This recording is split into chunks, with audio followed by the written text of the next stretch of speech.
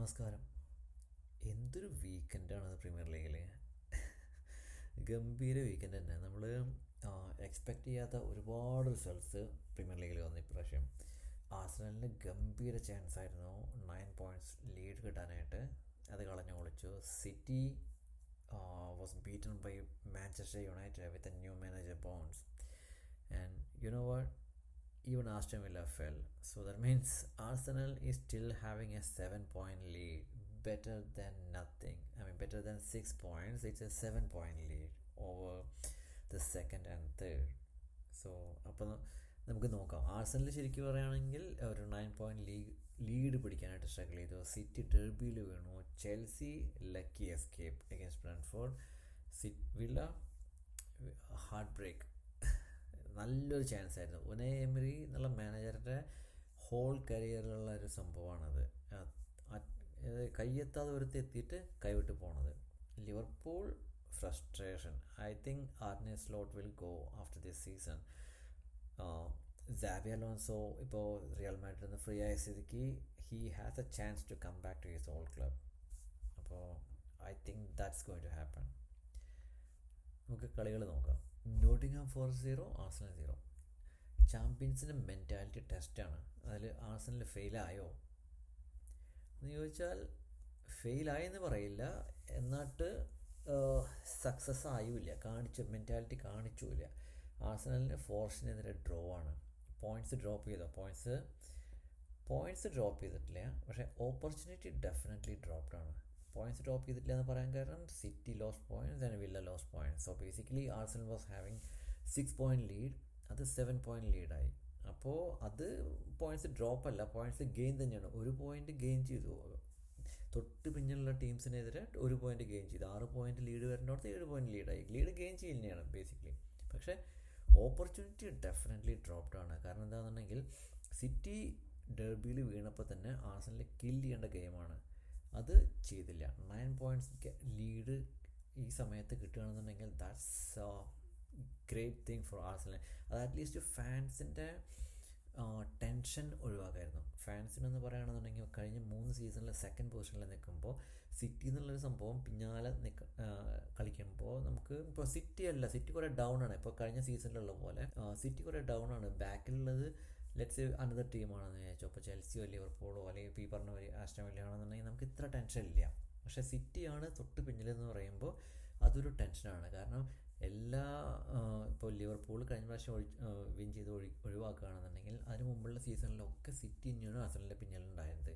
അപ്പോൾ that's A Stern test for Arsenal. ഇതിൽ tough തന്നെയായിരുന്നു. നമുക്ക് ടീം ഷീറ്റ് നോക്കുകയാണെങ്കിൽ സാക്ക ഉണ്ടായിരുന്നില്ല. യോക്കേഴ്സാണ് സ്ട്രൈക്കറായിട്ട് കളിച്ചത്.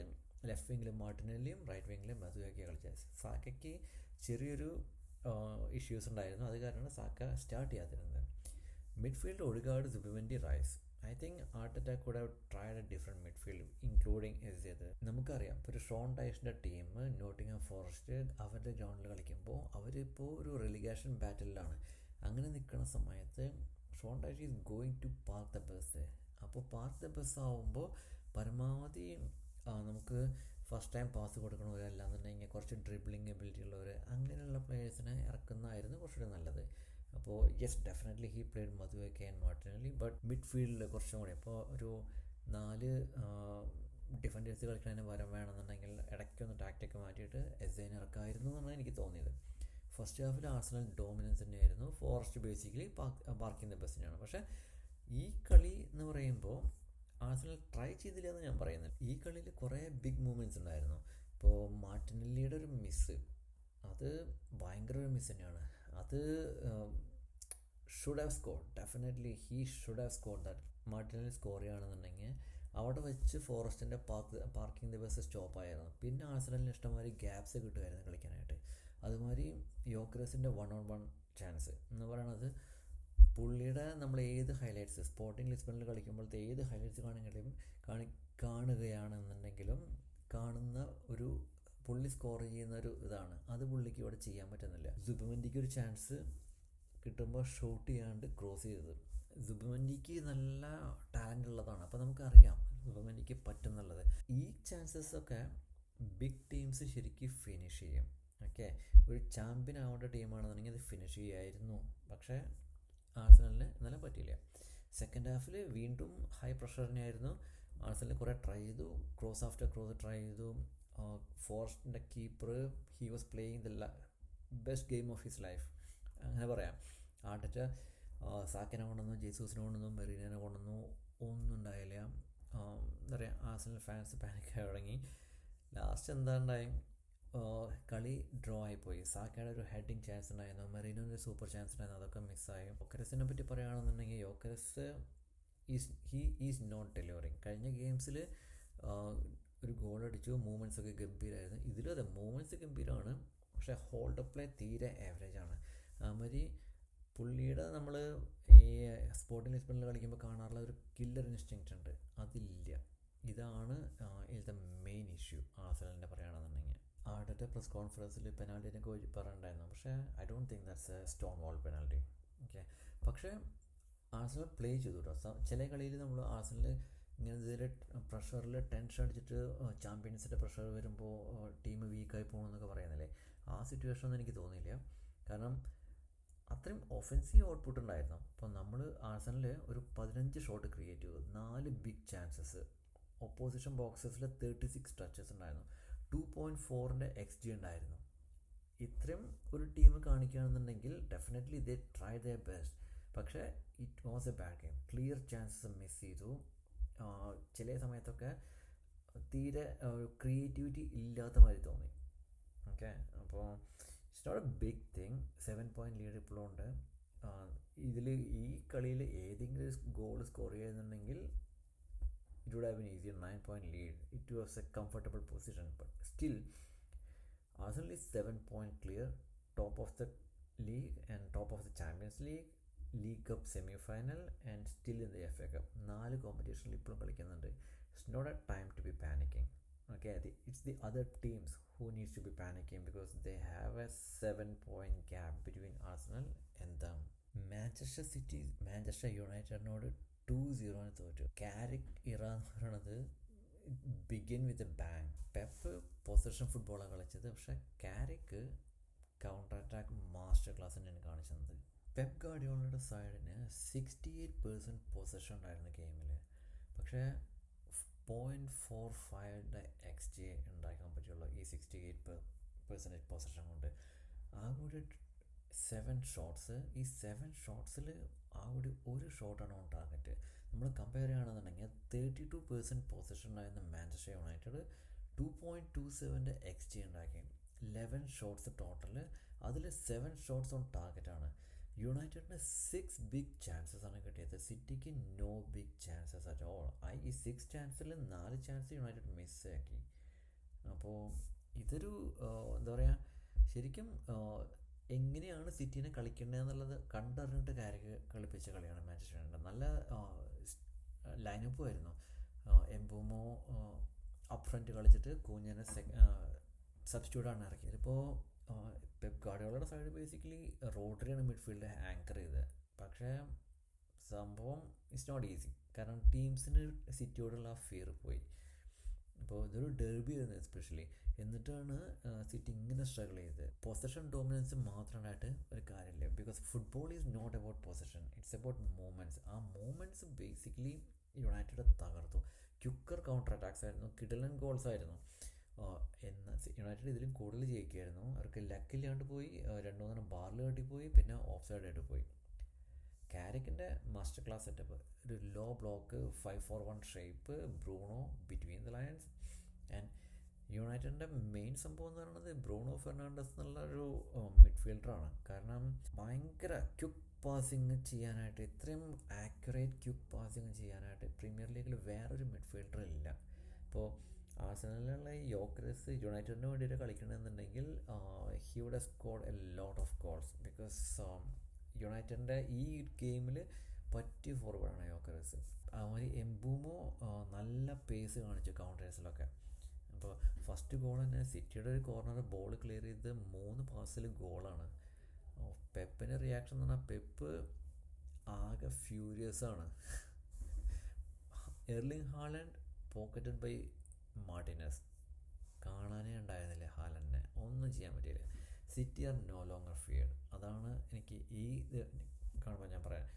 ഇപ്പോൾ ഞാൻ മുമ്പൊരു വീഡിയോയിൽ പറയാറുണ്ട്, സിറ്റിയുടെ ഏറ്റവും വലിയ പ്രശ്നം ആരൊക്കെ എന്തൊക്കെ പറഞ്ഞാലും സിറ്റി ഏതൊക്കെ പ്ലേയേഴ്സിനെ വാങ്ങിച്ചാലും ഈ സീസണിൽ, അതായത് കഴിഞ്ഞ സീസണിലും ഈ സീസണിലും ആയിട്ട് നമ്മൾ കാണുന്നത്, ഇതിന് മുമ്പ് ഏതൊക്കെ മാഞ്ചസ്റ്റർ സിറ്റി സൈഡ് ഭയങ്കര ചേസ് ചെയ്തിട്ട് ഏത് ടീമിനെ പിടിച്ചിട്ട് ഇവർ ചാമ്പ്യൻസ് ആയാലും ഈ സിറ്റിനെ മറ്റു ടീംസിന് പേടിയില്ല.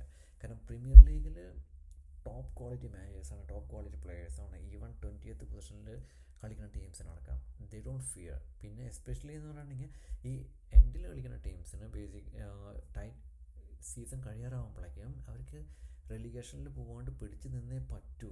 അതുമാതിരി യൂറോപ്യൻ പ്ലേസസിന് വേണ്ടി കളിച്ചേ പറ്റൂ. അപ്പോൾ it is going to be a struggle. Chelsea ബ്രെൻഫോർഡിനെ തോൽപ്പിച്ചു, 2-0 തോൽപ്പിച്ചു. ചെൽസി ജയിച്ചു, പക്ഷേ ശരിക്കും ഒരു ലക്കി എസ്കേപ്പ് ആയിരുന്നു. പെർഫോമൻസ് വളരെ ഷേക്കി ആയിരുന്നു. അത് ഇപ്പോൾ പുതിയ കോച്ച് റോസിനീർ ഫസ്റ്റ് കളി എന്താ പറയുക ചാൾട്ടൺ അത്ലറ്റിക് ആയിട്ടായിരുന്നു FA കപ്പിൽ. അതിൽ നല്ല ഡോമിനൻറ്റ് ഫുട്ബോളായിട്ട് കളിച്ചിട്ട് 5 ഗോൾസൊക്കെ സ്കോർ ചെയ്തു. പക്ഷേ ഇതിൽ ശരിക്കും പുള്ളി ആ പ്രീമിയർ ലീഗിൻ്റെ റിയാലിറ്റിയിലേക്ക് വന്നു. പ്രസ്സൊക്കെ ഭയങ്കര കൺഫ്യൂസ്ഡ് ആയിരുന്നു, മിഡ്ഫീൽഡിലൊക്കെ നല്ല ഗ്യാപ്സ് ഉണ്ടായിരുന്നു, ബിൽഡപ്പ് കംപ്ലീറ്റ് ബ്രോക്കൺ ആയിരുന്നു ചെൽസിയുടെ. ബ്രെൻഫോർഡ് ശരിക്ക് നന്നായിട്ട് കളിച്ചു. ചെൽസിക്ക് ഒന്നും ബ്രീത്ത് ചെയ്യാൻ പോലും സ്പേസ് കൊടുത്തില്ല ആക്ച്വലി. ബ്രെൻഫോർഡ് നല്ല കളി കളിച്ചത്. അവർക്ക് കുറച്ച് ചാൻസും കിട്ടി, പക്ഷേ ചാൻസൊക്കെ മിസ്സാക്കി. ചെൽസിയുടെ 2 ഗോളും വന്നത് ബേസിക്കലി ബ്രെൻഫോർഡിൻ്റെ എറേഴ്സ് എന്നാണ്. ഇപ്പോൾ നമ്മൾ പറയുകയാണെന്നുണ്ടെങ്കിൽ ചെൽസി ശരിക്കും ജയിച്ചില്ല, എസ്കേപ്പ് ആയി പോയത് തന്നെയാണ്. ഫെർണാണ്ടസ് എഗെയിൻ ഡീപ്പർ റോളായിരുന്നു, പക്ഷേ ഡിഫെൻസീവ് വീക്ക്നെസ് ശരിക്കും എക്സ്പോസ് ചെയ്തു. ആസ്റ്റൺ വില്ല എവേർട്ടനോട് തോറ്റ്, 1 ഗോളിന് തോറ്റ്. ആസ്റ്റൺ വില്ലയ്ക്ക് സൂപ്പർ ചാൻസ് ആയിരുന്നു. അതായത് ആഴ്സണലായിട്ടുള്ള ഗ്യാപ്പ് ജസ്റ്റ് 4 പോയിൻ്റ് ആക്കാനുള്ളൊരു ഗ്യാപ്പായിരുന്നു. അത് മാത്രമല്ല സിറ്റിനേക്കാൾ ഒരു 3 പോയിൻ്റ് കൂടുതലായിട്ട് സെക്കൻഡ് പ്ലേസിൽ നിൽക്കാവുന്ന സൂപ്പർ ചാൻസ് ആയിരുന്നു ആസ്റ്റൺ വില്ലയ്ക്ക്. അവരുടെ ഗ്രൗണ്ടിൽ കളി എവേർട്ടൺ കഴിഞ്ഞ ലാസ്റ്റ് ഡിക്കേഡിൽ ആസ്റ്റൺ വില്ലേനെ അവരുടെ ഗ്രൗണ്ടിൽ വെച്ച് തോൽപ്പിച്ചിട്ടില്ല. പക്ഷേ ഇതൊക്കെ എല്ലാം അനുകൂലമായിട്ടും വില്ലയുടെ dream crushed at Villa Park. ഒരു മിസ്റ്റേക്ക്, ആ മിസ്റ്റേക്കിൽ വില്ലയുടെ ടൈറ്റിൽ ഡ്രീം ഒന്ന് ഡൗൺ ആയിപ്പോയി, സീസണും ചേഞ്ചായി. കാരണം നമ്മുടെ പോ ടോറസിൻ്റെ ഒരു മിസ്റ്റേക്ക്, അതിൽ നിന്ന് കിട്ടിയൊരു ബോളിൽ മക്നീൽ അടിച്ചത് എമി മാർട്ടിനസിൻ്റെ സ്ലിപ്പാണ്, ഗോൾ കീപ്പർ എററാണ് ബേസിക്കലി. പുള്ളിക്ക് ഒന്നുകിൽ അത് തട്ടിക്കളഞ്ഞിട്ട് കിട്ടാത്തൊരു സൈഡിലേക്ക് തട്ടിക്കളയായിരുന്നു, അല്ലെങ്കിൽ കോർണർ ആക്കി കൊടുക്കാമായിരുന്നു. പക്ഷേ പുള്ളി അത് പിടിക്കാൻ നോക്കിയിട്ട് സ്ലിപ്പായി, എവർട്ടൺ സ്കോർ ചെയ്തു, ബാരി സ്കോർ ചെയ്തു. വില്ല പാനിക്കായി, ശരിക്കും പാനിക്കായി. ഒരു ക്ലാരിറ്റി ഇല്ലാണ്ട് റഷ് ചെയ്തിട്ടാണ് കളിക്കണ്ടായിരുന്നത്. എവർട്ടൺ സൂപ്പറായിട്ട് ബ്ലോക്ക് ചെയ്തത് കളിച്ച്. ഗാർണർ എന്തൊരു പെർഫോമൻസ് ആയിരുന്നു മിഡ്ഫീൽഡിൽ, ഗംഭീരമായിട്ട് കളിച്ച്. വില്ലയ്ക്ക് അങ്ങോട്ട് കടക്കാൻ പോലും ഗ്യാപ്പ് കിട്ടിയില്ല. വില്ല ലാസ്റ്റ് ലോങ് ബോൾസും ഹൈ ബോൾസും നോക്കേണ്ടി വന്നു. പക്ഷേ ഒന്നും ചെയ്യാൻ പറ്റിയില്ല. ഈ ചാമ്പ്യൻസ് ആവണമെന്നുണ്ടെങ്കിൽ പ്രഷർ എംബ്രേസ് ചെയ്യാൻ പറ്റണം, അത് പറ്റിയില്ല. വില്ല പ്രഷർ എംബ്രേസ് ചെയ്യുന്നതിന് പകരം Villa ran from it. Liverpool 1, Burnley 1. ആൻഫീൽഡിൽ കളി. Anfield is frustrated ground. ശരിക്കും പറയുകയാണെന്നുണ്ടെങ്കിൽ ലിവർപൂളിന് ടേബിളിൽ വളരെ താഴെ നിൽക്കുന്ന ബേൺലിനെ അവരുടെ ഗ്രൗണ്ടിൽ വെച്ചിട്ട് തോൽപ്പിക്കാൻ പറ്റിയില്ല. ആർണി സ്ലോട്ട് ഈ സീസൺ കഴിഞ്ഞോടുകൂടി മിക്കവാറും തെറിക്കും പോകുകയാണെന്നുണ്ടെങ്കിൽ. പുള്ളി ലിവർപൂൾ കുറേ പോയിൻറ്റ്സ് ഡ്രോപ്പ് ചെയ്തപ്പോൾ കളി ഡൗൺ ആയി വന്നപ്പോൾ, എസ്പെഷ്യലി സല പോയതിനു ശേഷം പുള്ളി ട്രൈ ചെയ്ത് ഡിഫെൻസീവ് സ്ട്രോങ് ആക്കി, സ്റ്റെബിലിറ്റി കിട്ടാൻ വേണ്ടി ഡിഫെൻസീവ് സ്ട്രോങ് ആക്കി. ഇതിന് ഇഷ്യൂ വരുന്നതാണ്, ഡിഫെൻസീവ് സ്ട്രോങ് ആക്കിയപ്പോൾ അറ്റാക്ക് പോയി മാത്രമല്ല ഇവർക്ക് ലിവർപൂളിന് ബാക്കി ഇപ്പോൾ ആഴ്സണലിൽ ഇന്നുണ്ടായ സെയിം സെറ്റപ്പ് തന്നെ ലിവർപൂളിലും ഫിനിഷിങ്ങിൻ്റെ പോരായ്മകൾ വന്നു തുടങ്ങി. എന്ന് പറയുമ്പോൾ മുമ്പ് കഴിഞ്ഞ സീസണിലൊക്കെ ലിവർപൂളിന് ഫിനിഷിങ്ങിന് പ്രശ്നം ഉണ്ടെന്നുണ്ടെങ്കിലും അവിടെ ഫിനിഷിങ് തകർക്കാനായിട്ട് സാല എന്ന് പറഞ്ഞൊരു മനുഷ്യനുണ്ടായിരുന്നു. ഇപ്പോൾ സാല ബേസിക്കലി ആഫ്കോണിന് പോയത് കൂടിയിട്ട് ലിവർപൂൾ സ്ട്രഗിൾ ചെയ്യാൻ തുടങ്ങി. ശരിക്കും ലിവർപൂളിന് കൺട്രോൾ ഉണ്ടായിരുന്നു, പക്ഷെ ഒരു കട്ടിങ് എഡ്ജ് ഉണ്ടായിരുന്നില്ല. ലിവർപൂൾ എന്ന് പറയുമ്പോൾ നമുക്ക് നമ്മുടെ മനസ്സിലെന്ന് പറഞ്ഞാൽ ഭയങ്കര ഇൻറ്റൻസിറ്റി ആയിട്ട് കളിക്കുന്ന ഒരു ടീമാണ്. നമ്മളിപ്പോൾ കുറേ കാലമായിട്ട് ക്ലോപ്പ് ഉണ്ടായിരുന്നില്ല, അപ്പോൾ ക്ലോപ്പിൻ്റെ ടീം കളിച്ചിരുന്ന ആ ഒരു ഇൻറ്റൻസിറ്റി ആയിരുന്നു.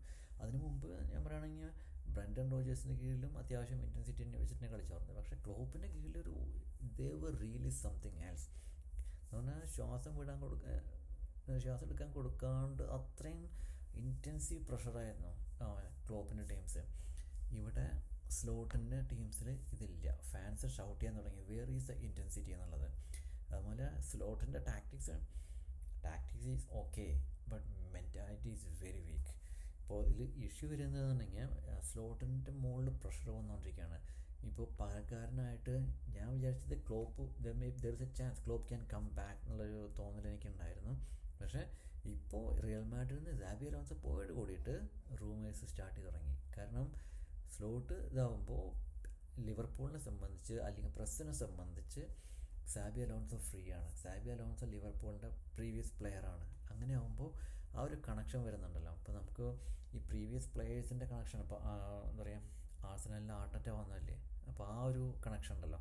ഇതേ സംഭവം തന്നെ ഇപ്പോൾ മാഞ്ചസ്റ്റർ യുണൈറ്റഡിലെ കാരിക്ക് വന്നു, ഇതേ പ്രീവിയസ് പ്ലെയർ. അപ്പോൾ പ്രീവിയസ് പ്ലെയേഴ്സിനെ കൊണ്ടുവരുമ്പോൾ ഫാൻസിനൊന്ന് ഒരു സോഫ്റ്റ് കോർണർ ഉണ്ട്, ഫാൻസിനെ പിടിച്ച് നിർത്താൻ പറ്റും. മാത്രമല്ല Xabi Alonso is a great coach, okay, master ടാക്ടീഷ്യനാണ്. അപ്പോൾ സ്ലോട്ടിൻ്റെ ഇഷ്യൂ എന്താണെന്നുണ്ടെങ്കിൽ എനിക്ക് തോന്നിയിട്ടുള്ളതാണ് കേട്ടോ, സ്ലോട്ട് ഭയങ്കര ആരോഗൻ്റ് ആയിട്ടാണ് എനിക്ക് ഫീൽ ചെയ്തിട്ടുള്ളത്. മാത്രമല്ല സ്ലോട്ടിൻ്റെ press conference, the way he talks, either he's dumb or he's acting dumb, ഇതിലേതിലൊന്നാണ് സ്ലോട്ട് നടക്കുന്നത്. I think it will be better for Liverpool to get away from Slot and go to either Klopp or Xabi Alonso. അതാണ് ലിവർപൂളിനെ സംബന്ധിച്ച് ഏറ്റവും best option. സ്ലോട്ടിനെ സംബന്ധിച്ച് നോക്കുകയാണെന്നുണ്ടെങ്കിൽ സാധാരണ ക്ലബ്ബുകളുടെ മാതിരിയല്ല. Premier league എന്ന് പറയുന്നത് വേൾഡിലത്തെ ബെസ്റ്റ് കോമ്പറ്റീഷനാണ്. അവിടുത്തെ എസ്പെഷ്യലി ഒരു ബിഗ് ക്ലബ്ബാണ്, ഹിസ്റ്ററിയും എല്ലാം ഉള്ളൊരു ക്ലബ്ബാണ് ലിവർപൂൾ. ബിഗ് ക്ലബിൻ്റെ പ്രശ്നം എന്താണെങ്കിൽ ബിഗ് ക്ലബ്സിന് പേഷ്യൻസ് കുറവായിരിക്കും. അപ്പോൾ അതൊരു ഇഷ്യൂ ആണ് സ്ലോട്ടിനെ സംബന്ധിച്ച്. ഈ വീക്കെൻഡ് നമ്മൾ പ്രീമിയർ ലീഗ് പഠിപ്പിച്ചതെന്നുണ്ടെങ്കിൽ ഫുട്ബോൾ എന്ന് പറഞ്ഞാൽ ടാക്ടിക്സ് മാത്രമല്ല, it's about emotion, pressure, mentality and courage. City possession game കളിച്ചു, പക്ഷേ യുണൈറ്റഡാണ് ജയിച്ചത്. ചെൽസി കളിച്ചു, സർവൈവ് ചെയ്തു, but still searching for identity. Villa they had A dream, പക്ഷേ പ്രഷർ കണ്ടപ്പോൾ അവർ തളർന്നു പോയി. ലിവർപൂൾ ഈസ് ഓക്കെ, കൺട്രോൾ ഉണ്ടാക്കി, പക്ഷേ conviction or intensity it's not there. That's why we love this league, right? So every week there is a new story. Every match ഒരു പുതിയ ഡ്രാമയുണ്ട്. Every പോയിൻറ്റും big points ആണ്. Every പോയിൻറ്റും actually new ഫിയറാണ് പറയണത്. അപ്പോൾ അടുത്തത് champions league ഗെയിംസാണ് വരണത്. അപ്പോൾ champions league game കഴിഞ്ഞിട്ട് വരാം.